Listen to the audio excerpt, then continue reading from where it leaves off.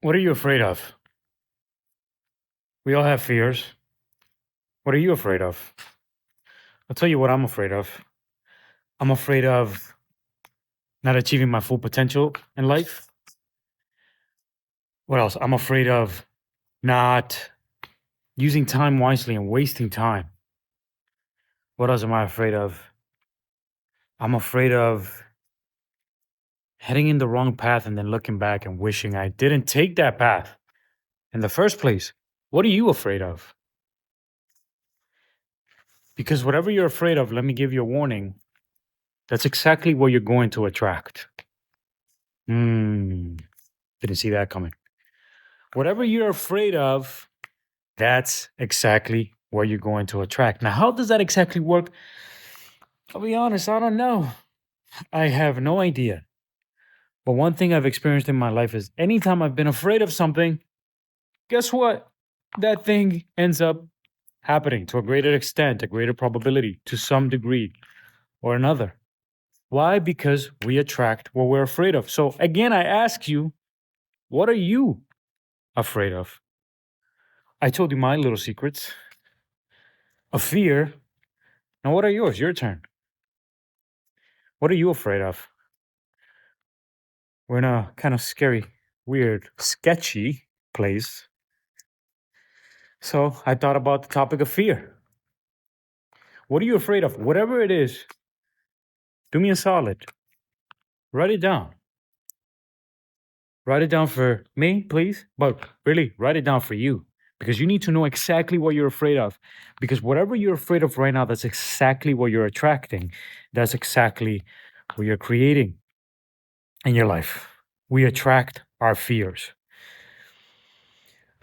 Let me tell you a story. Once, I got this really good job at a really good company. I run my own business now. But before I did, I got this job at this incredible company that I wanted to work for so bad.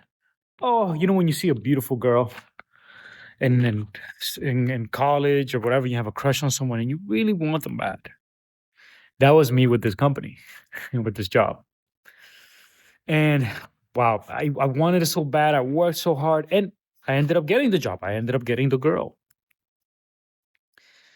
But as soon as I got hired, my number one fear was what? You guessed it. It was losing the job. And I was so afraid of losing the job because I loved it so much. I wanted it so bad. I was clanging and fearing. And I have to be perfect. I have to do everything correct because I cannot afford to lose it. So I was working very hard. I had a lot of passion to do great, but I was so afraid of losing that I was motivated negatively towards action. So I wasn't trying to do the best job I could because I wanted to be great and create great things and create the reality I wanted. I was rushing and running away from a fear about losing this beautiful, amazing job that it was the one I always wanted. And I was fear driven. And you know what that fear led me to do? It prevented me from taking action, from doing the job. I was scared of doing certain tasks because, oh, what if I mess this task up? What's going to happen?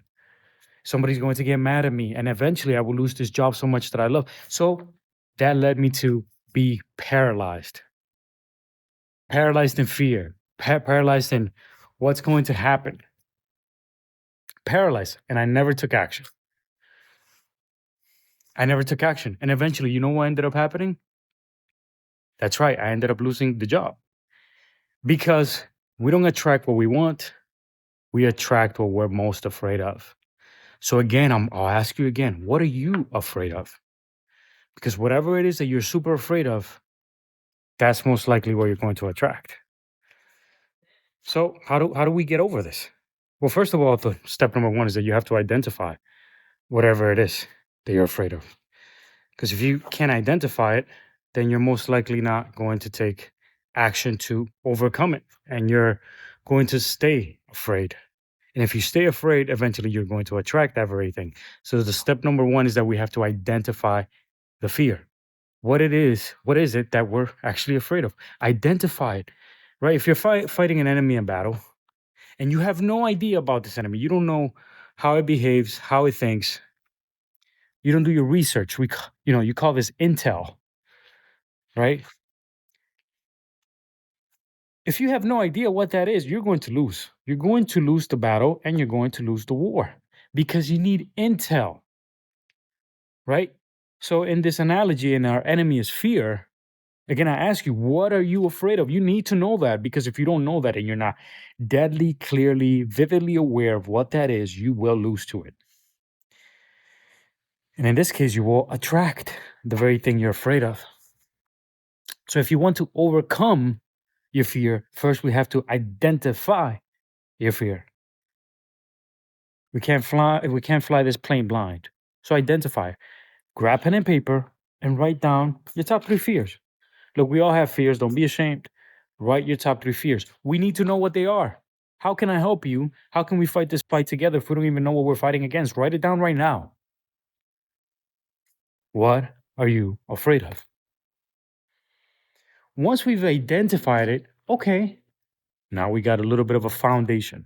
Now we can start working. Right? So let's start working. One of the number one things with fear is that we need to face the worst case scenario. We need to face the worst case scenario. We need to visualize that worst fear actually coming to fruition and facing it fully and being at peace with it. We need to make we need to allow this fear to sit down, come into our living room, sit down, grab a Coca-Cola. Don't drink Coca-Cola. But the fear can come in, grab a Coca-Cola, and we need to get comfortable with it being around. And we have to honestly face it. So the best way is to, number one, write it down. Number two, I want you to visualize actually experiencing that worst nightmare, that worst fear. In my case, it was getting fired from that amazing job I loved, was so attached to.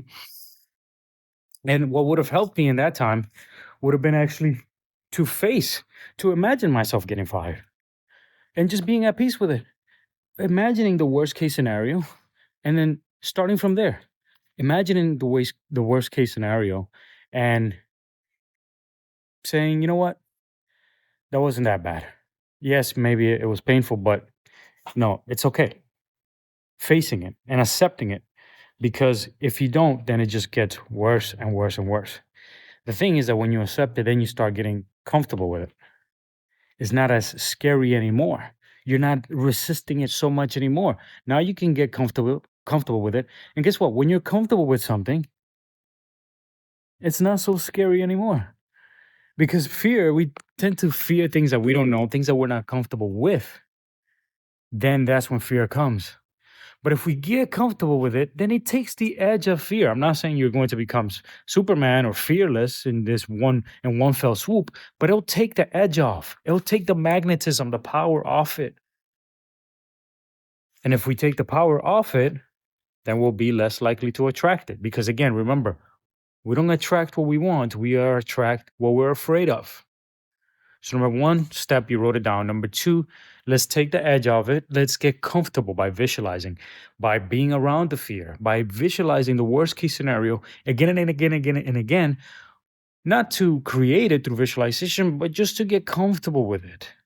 Look, I'm not saying you a woo-woo secret to life here. I just need you to get comfortable with your fears, because if you're uncomfortable, you're gonna attract them. So number one, write it. Number two, get comfortable with it. And number three is action. You're not going to want to hear this, but you need to face the damn fear. Look, when we were kids, we all watched a scary movie, and then for the next couple of days, we couldn't be in the dark. We maybe thought there was a monster under the bed, and we didn't want to look under the bed because it's too scary.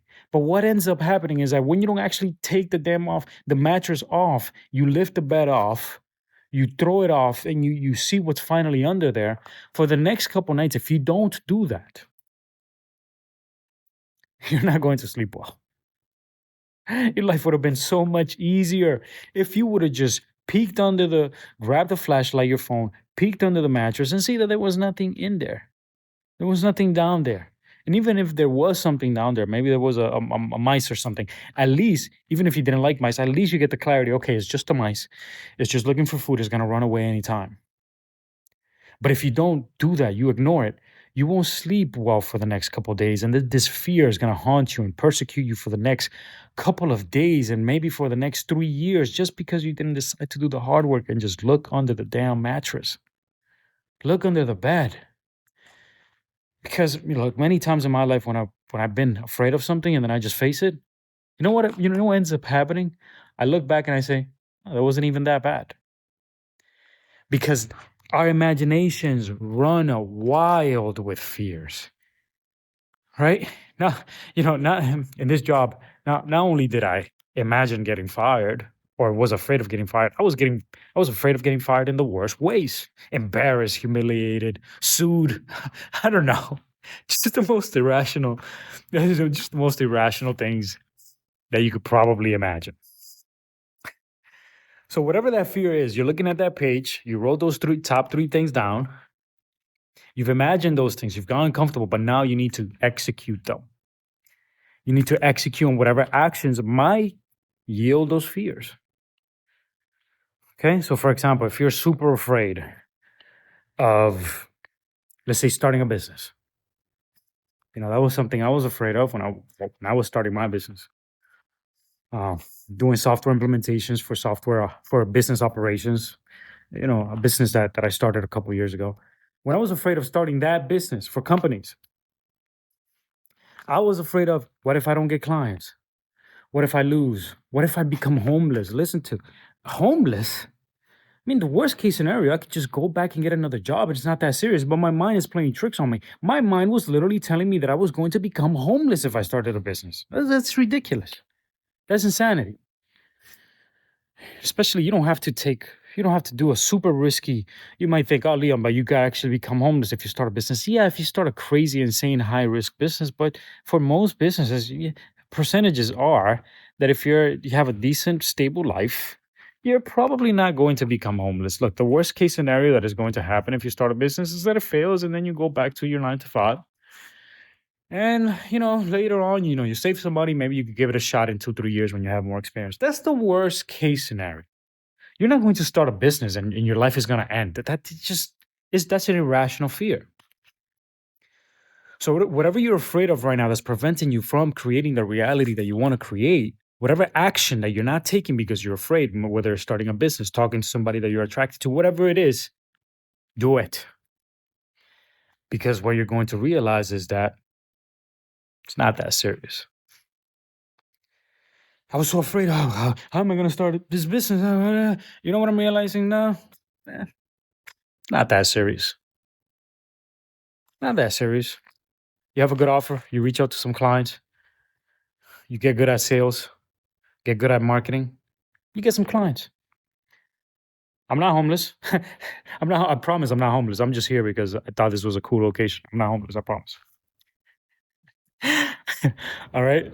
But that's the worst case scenario of your fears. Maybe you fall, you bruise up your knees a little bit, and then you get back up.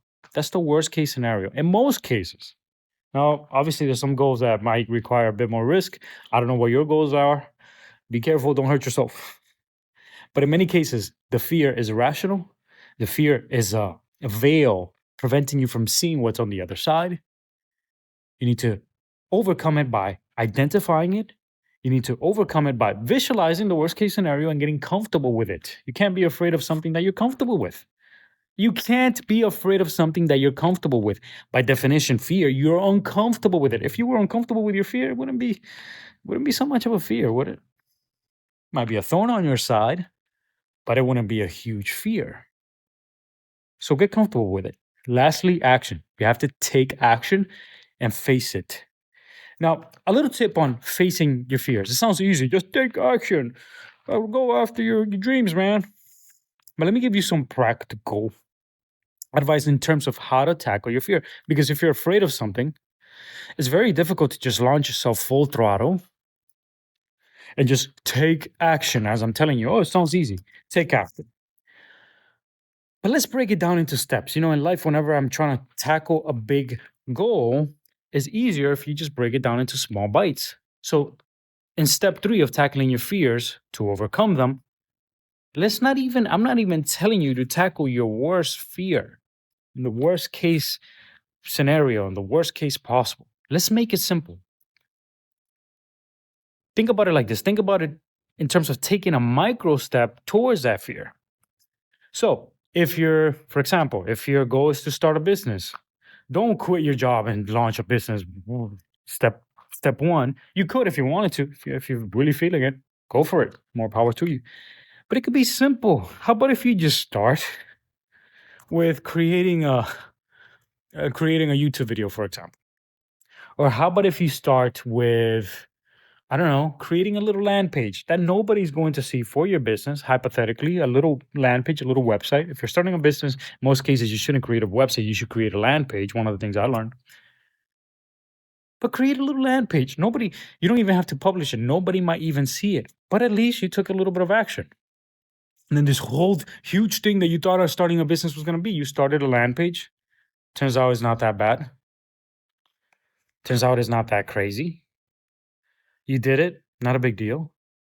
Then after that land page, maybe create a little YouTube video about your business, about your offer, what you do, how you help clients. Nobody's gonna see it anyway. A pro tip: no, some people might see it, but a lot of people might see it. That's okay. Then you realize, they'll created a land page, created a little video. Not too bad. Okay, just micro steps. You can eat an elephant one step at a time. Don't hurt elephants. Just an analogy. The next, you know what? Let me reach out to some people through email. Let me just cold email some potential clients that I think might be interested, not even with an offer, just to see if they're dealing with the problem that I can help them with. That's called validating your offer. Not even selling them, just saying, hey, are you struggling with this problem? Talking to a few people, just wanted to get your opinion. Have you been struggling with this problem? So you created a land page. You created a little YouTube video. That's a little bit of social media marketing, even if nobody sees it. You reach out to some clients, not even to sell them, just to check if they're dealing with the problem that you can solve. Now, guess what? It started small, this huge, big project. I'm so afraid of launching a business. I don't know if I can do it. You already took the micro little steps that it requires to eventually build a business. You didn't go and took out your life savings. You started with small steps. It's all about the micro progressions. And with your fears, the name of the game is micro progression, the sensitization of that fear, facing it. Not at once, because sometimes, look, I'll be honest, if you face your fears at once in one fell swoop and one big emotion, it can be tough and it can even be traumatic. You can have too much of a good thing. Exposing yourself to fear is good, but if you expose yourself to too much fear too fast, too soon, it could actually be detrimental. It could set you back years because you face the fear so head on that now you had a tremendous traumatic experience and now you're hurt for the next 3 years. You don't take action for the next 3 years. It's kind of like going to the gym and lifting weights, but you put too many plates on the bar. And now you brought it down and then it fell on your chest, you cracked the rib, your elbow got injured, your shoulder got taken out of place. And now you don't go to the gym for 3 years. And now you have a negative association with lifting weights because you took on too much too soon. Facing fears is like lifting weights. You want to go every day to the gym and you want to lift enough where you feel good. It stimulates you. You feel, wow, that was a good workout. I feel good. You don't want to go to the gym and kill yourself because then you're going to leave and you're going to form a negative relationship with the gym. The association is going to be anytime I go to the gym, I destroy myself. It's hell. How are you going to get good at going to the gym? How are you going to put in the hours? It needs to be fun. It needs to be enjoyable. Same thing with fears. Literally, facing your fears can be enjoyable if you do it at the right pace, at the right time, with the right dose, a little bit every day. You know, there's a saying that says, one of my mentors used to tell me this because his mentor used to tell him this. One of my mentors in sales, I grew up, been in sales since I was 18 years old. My dad was actually a sales trainer. So sales is a big part of my life. That's what I've done before. part of what I do in my business, especially sales tech implementation for software companies. But one of the things his mentor used to tell him is do one scary thing before lunch. I think his grandfather used to tell him this or something. Do one scary thing, do one thing that scares you before lunch. Now, look, I'm not saying do one thing that gives you a heart attack and traumatizes you every day before lunch. You're not going to make it for long. But do one thing that's simple. Again, micro progression. Do one thing that scares you a little bit before lunch. Whatever your fear is, take one small step towards that before lunch. Don't eat lunch until you get it. Okay, so again, going back to the business analogy, if what you're afraid of right now is starting a business, do one scary thing, a little bit of scare therapy, a little bit of exposure. Do one thing moving you forward, you to your business, facing that fear of starting a business before lunch. Now, the before lunch part is key. You know what? Because willpower is like a battery. And when you wake up, your battery is the fullest. And as the day goes by, the battery goes down, right? Your willpower, they've done studies on this. There's a great book called Willpower that I strongly recommend it. And one of the things that he talks about, willpower is fueled by glucose and things of that nature, but willpower is like a battery. And at the beginning of the day, if you had a good sleep, your willpower is very high. And as the day passes by, kind of like your iPhone battery, your willpower goes down more and more and more. So the key is tackle that one scary goal before lunch while your willpower is high and you have that gusto, you have that fire in your belly. Because let me tell you something, I love fasting. But after I eat lunch, I get lazy. After I eat lunch, I want to take a nap. I don't want to tackle my fears after lunch. It's too hard. I'm sleepy. I want to take a nap after lunch. I'll be honest. So do that one scary thing before lunch. And I guarantee you, amazing things will happen. At the end of the day, if you take one thing away from this video, is this and this only. Fear is a veil. You need to peek behind it. And you'll notice that there was nothing to be afraid of. Take care.